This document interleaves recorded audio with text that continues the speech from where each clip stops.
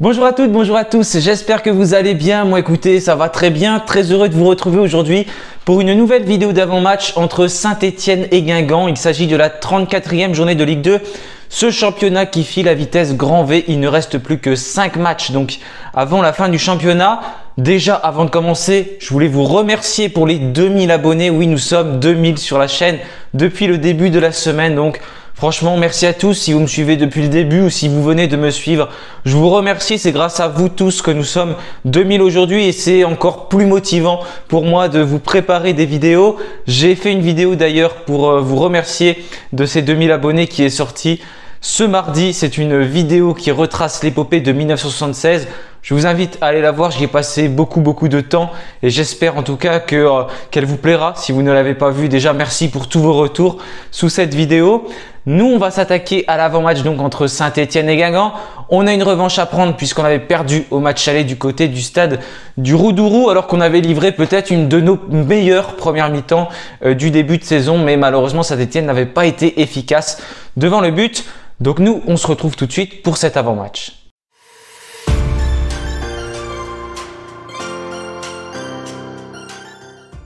Et une nouvelle fois, si on parle un peu de l'actualité, les Verts vont jouer à 19 h sur l'équipe 21, la deuxième fois consécutive après la rencontre contre Rodez. Et ce n'est pas fini puisque les Verts vont ensuite se déplacer du côté de Laval. Une nouvelle fois, ce sera sur la chaîne L'équipe à 19 h la semaine prochaine. Donc vous pourrez voir tous les Verts en clair, donc ça c'est très bien pour nous. Une autre actualité qui est moins sympathique malheureusement, c'est que Saint-Étienne va jouer un match avec le COP Nord fermé. Ce sera la prochaine rencontre, donc pas celle-ci, mais celle contre Quevilly puisque la sanction prend effet à partir du 9 mai. Malheureusement, le COP Nord qui a été sanctionné suite aux incidents survenus entre Saint-Étienne et Metz où le match avait été interrompu. Vous avez certainement un peu suivi cette actualité-là. Bon, c'est pas à moi de donner mon avis là-dessus parce que bien sûr, je n'étais pas au match, je n'ai pas vu ce qui s'est passé sur les caméras, mais voilà, tout ce que je peux dire, c'est que malheureusement, Saint-Étienne va jouer sur son COP Nord qui était une nouvelle fois plein alors que le match était dans longtemps, tout comme d'ailleurs lors du match contre Valenciennes. Le COP Nord est déjà complet et ça fera un poumon en moins à Geoffroy Guichard comme Laurent Batles l'a précisé en conférence de presse. Donc voilà, malheureusement, ce sera un match sans le COP Nord, mais on ne prend pas 3 points de suspension, c'est ce que beaucoup craignaient. Mais de toute façon, comme je vous l'avais dit, ça ne pouvait pas arriver puisqu'il fallait que ce soit les mêmes incidents que contre Auxerre, c'est-à-dire plus un envahissement de terrain, quelque chose comme ça. En tout cas, ça ne ressemblait pas du tout à ça. Donc Saint-Étienne n'a pas pris les 3 points de sursis. Laurent Batles était donc en conférence de presse. Comme je vous l'ai dit, il a pu évoquer les absents, les retours. Au niveau des absents, il n'y a pas grand monde côté stéphanois. Il y a Louis Mouton qui est touché au niveau de la cheville. On craignait une opération, mais il n'y aura pas d'opération d'après Laurent Batles. On pourrait peut-être même le revoir d'ici la fin de cette saison. Et il y a également un autre absent côté stéphanois, c'est Anthony Briançon, touché au niveau du mollet, qui a repris la course cependant, mais qui devrait reprendre l'entraînement avec le groupe donc la semaine prochaine pour pourquoi pas prétendre à une place contre Laval. Il y a des retours à Saint-Étienne, c'est une bonne nouvelle. Normalement, on a Ibrahim Awadji qui devrait être dans le groupe côté stéphanois, lui qui était absent la semaine dernière, également touché au niveau d'une cheville, et Thomas Monconduit qui souffrait d'une lésion musculaire et qui devrait pouvoir faire son retour dans le groupe. Comme le coach l'a dit en conférence de presse, pas sûr qu'ils puissent jouer tous les deux à 100%, notamment Thomas Monconduit qui est absent depuis bien plus longtemps. Il ne va sûrement pas pouvoir démarrer. De ce que je pense, ce serait peut-être mieux de le faire rentrer en cours de match. On y reviendra dans ma composition. Mais en tout cas, c'est quand même des bonnes nouvelles côté stéphanois. Il y a des absents aussi du côté de Guingamp. Leur gardien de but avait pris un carton rouge qui lui avait valu 2 matchs de suspension. Donc il était déjà suspendu lors du dernier match. C'était contre Laval justement. Il s'était imposé 3-1 Guingamp. Et là, Saint-Étienne va également voir le gardien de Guingamp, donc Enzo Basilio, suspendu. Lui qui a donc, comme je l'ai dit, reçu un avertissement, un carton rouge il y a de cela 2 matchs. Également un autre joueur qui ne sera pas présent et qui jouait beaucoup, un milieu de terrain plutôt défensif, Baptiste Roux, qui est donc touché au niveau de l'épaule, qui souffre d'une luxation de l'épaule, donc un déboîtement de l'épaule et qui sera absent sans doute jusqu'à la fin de la saison également. Ça va se remettre petit à petit bien sûr, mais pour le moment il ne peut pas jouer, donc c'est une grosse absence du côté de Guingamp. Et après je ne sais pas s'il y aura d'autres joueurs qui ne seront pas présents. Du côté des joueurs sous menace, il y en a également plusieurs du côté stéphanois. Jean-Philippe Crasso, Mathieu Cafaro, Léo Petro et également Victor Lobry. Je rappelle que pour Léo Petro, c'est suite à son carton rouge reçu contre Le Havre. Donc du coup, il était sous un sursis jusqu'à la fin de la saison pour les 4 prochains matchs. Donc ça veut dire que c'est jusqu'à la fin de la saison. Parce que bien sûr, s'il prend un carton rouge lors du 5e match, carton jaune lors du 5e match qu'il reste, ça ne va pas changer grand chose. Donc voilà, concernant les joueurs sous menace du côté de Saint-Etienne. Maintenant, on va un peu plus s'intéresser à notre adversaire. Donc du côté de Guingamp, c'est une équipe qui a l'habitude de jouer, qui avait un système à 3 défenseurs qui est ensuite passé en 4-2-3-1. Puis là, plus récemment, qui joue surtout en 4-4-2, un 4-4-2 à plat, comme l'a indiqué Laurent Batles en conférence de presse. Guingamp qui est juste devant nous au classement, puisqu'ils sont 8e, nous on est 11e. Ils comptent 45 points, on en compte 43, donc en cas de victoire, je vous fais pas de dessin, on passerait donc devant Guingamp au classement. C'est une équipe qui reste sur un bon résultat, une victoire contre Laval qui a mis du temps à se dessiner. Un match pas facile où c'est surtout les joueurs qui sont entrés en jeu qui ont réussi à faire la différence. Et le gardien qui remplace Enzo Basilio a fait un gros match d'après ce que j'ai pu lire. En tout cas, Guingamp s'était imposé contre Laval. Ils avaient perdu juste avant contre Pau. Également, ils s'étaient imposés contre Amiens. Ils avaient fait match nul contre le leader Havre et ils avaient perdu contre Bordeaux.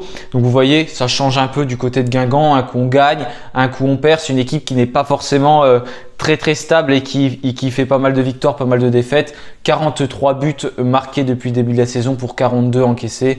Donc voilà, c'est pas la meilleure défense du championnat, loin de là. Nous on a 49 et c'est pas la meilleure attaque de ce championnat non plus. C'est une équipe qui est pas trop mal classée au niveau de l'attaque, mais qui n'est pas non plus devant. Et au niveau de la défense, c'est pas la plus catastrophique, mais c'est pas la meilleure non plus. Donc là, comme vous pouvez le voir, vous avez leur dispositif utilisé lors du dernier match. Bien sûr, il y a des joueurs d'expérience dans cette équipe de Guingamp.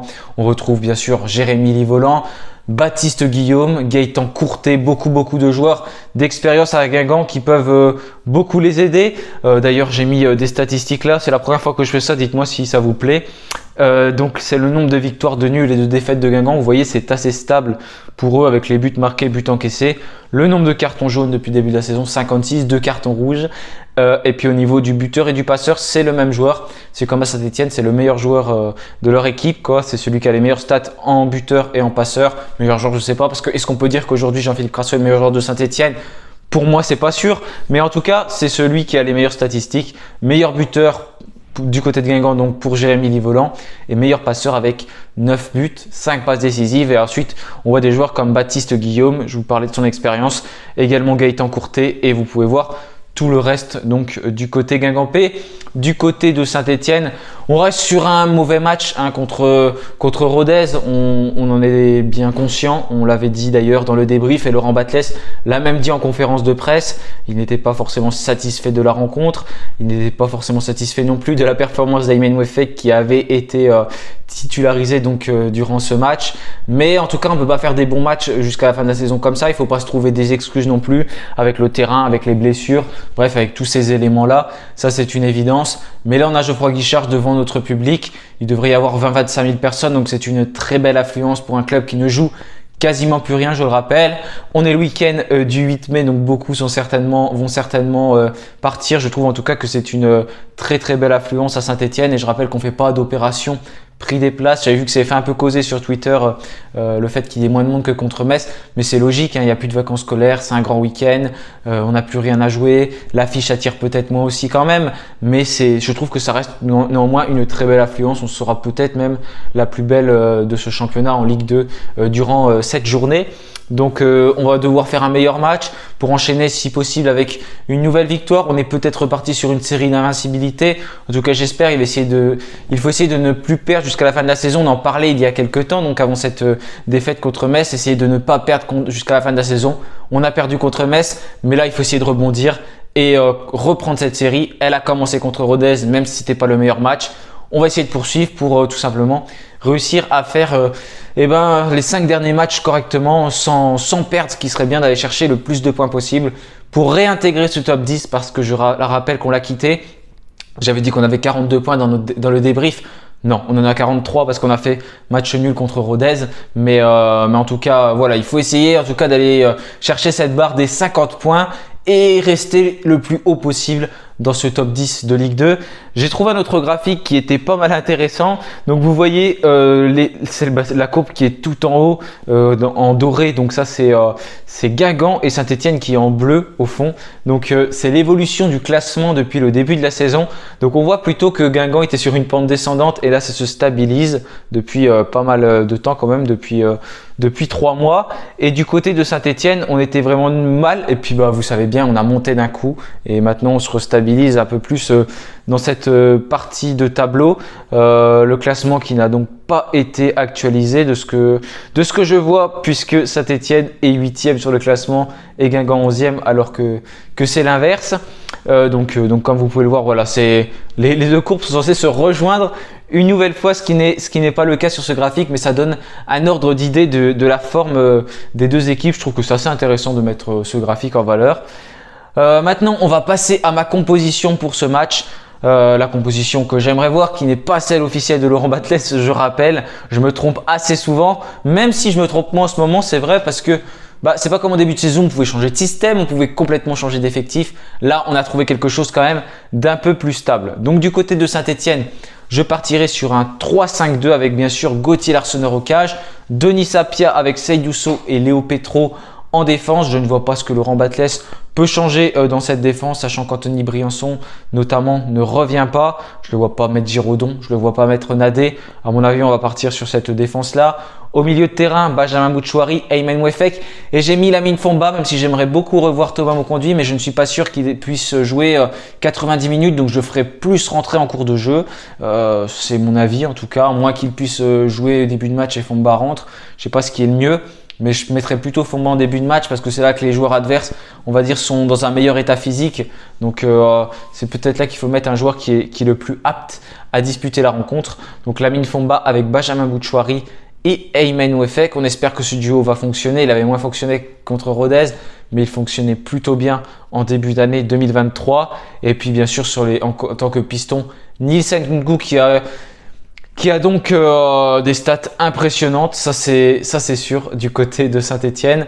Malheureusement, il n'a pas été décisif lors du dernier match. On ne peut pas être décisif à tous les coups. Donc, on va espérer qu'il soit décisif à Geoffroy Guichard. Ça lui réussit plutôt bien. Mathieu Cafaro à ses côtés. Et puis en attaque, Jean-Philippe Crasso. Et ça, c'est mon seul changement par rapport à la compo précédente. Aligné donc avec Ibrahim Awadji qui nous a beaucoup manqué lors du dernier match. Il serait super là pour prendre la profondeur dans cette rencontre. En tout cas, j'attends de Laurent Batles de titulariser Ibrahim Awadji s'il est capable de jouer, bien sûr, parce que pour moi c'est un élément qui est devenu assez indispensable dans notre équipe. C'est un des seuls joueurs qui est capable de prendre rapidement la profondeur et c'est ce qui nous a vraiment manqué contre Rodez et c'est peut-être potentiellement ce qui peut nous manquer également contre Guingamp, réussir à les prendre dans le dos. Et on sait que Kader Bamba est quand même moins impartial là-dessus, même s'il a marqué contre Rodez et que j'ai vu il a eu une très bonne note, mais son match n'était quand même pas très concluant, notamment sa première mi-temps que j'ai trouvé où il a été assez invisible, il était même trop bas sur le terrain, on ne le voyait pas assez proche de Jean-Philippe Crasso, ce qui nous a un peu mis dans l'embarras et on a eu du mal à ressortir les ballons. Donc j'espère que Laurent Batles va réussir à aligner Ibrahim Awadji pour prendre cette profondeur sur le terrain. Voilà, j'ai terminé avec ma vidéo d'avant-match.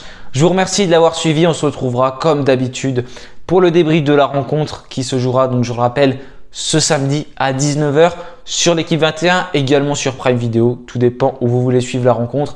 Encore merci pour les 2000 abonnés, vraiment un énorme cap de franchi et je vous remercie. Les 3000, on va pouvoir attendre encore un petit moment avant de se pencher dessus, mais voilà, déjà pour moi c'est énorme, 2000 abonnés, jamais j'aurais pensé arriver à ce chiffre là quand j'ai commencé ma chaîne YouTube. Je pensais qu'elle allait être invisible totalement sur YouTube et que personne allait la découvrir et finalement vous êtes de plus en plus nombreux à me soutenir, toujours des mots agréables dans les commentaires et c'est un grand plaisir de tourner ces vidéos pour vous, de parler de notre club, de faire n'importe quoi. En tout cas sur le club, j'y prends toujours beaucoup de plaisir. Là j'ai lancé les lives récemment, c'est très sympa aussi. J'essaierai d'en relancer un ou deux d'ici la fin du mois de mai. Pareil quand je tourne des vidéos sur Saint-Etienne. quand je fais mes articles maintenant sur Peuple Vert parce que c'est moi qui m'occupe notamment des féminines ou encore de l'équipe de foot fauteuil sur leur plateforme. Bref, faire tout ça sur Saint-Etienne, c'est un réel plaisir pour moi. C'est vraiment du bon temps passé et je fais ça purement par passion et ce que vous m'envoyez comme onde positive en commentaire, c'est encore plus motivant pour moi. Donc une nouvelle fois, un grand merci à vous toutes et à vous tous pour tout le soutien que vous m'apportez. Voilà, moi en attendant, je vous souhaite une bonne semaine. Comme je vous l'ai dit, on se retrouvera pour le débrief. Et bien sûr, allez les Verts, salut à tous.